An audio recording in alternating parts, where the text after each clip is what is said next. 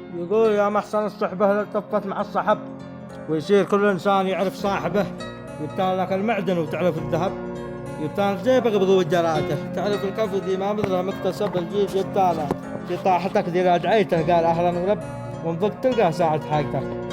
في المواقف موقفه معتقب يتعقب الفاتر في وقفته، كل حيد إذا كنا صلب ارتفاعه يحميه من شمسها. وصاحب لعن أبوه من معه من صحب، فاتر لعن أبوها صحبته، يتركك في نصفها والحلب وقت ما حن السود ليالي بعدها.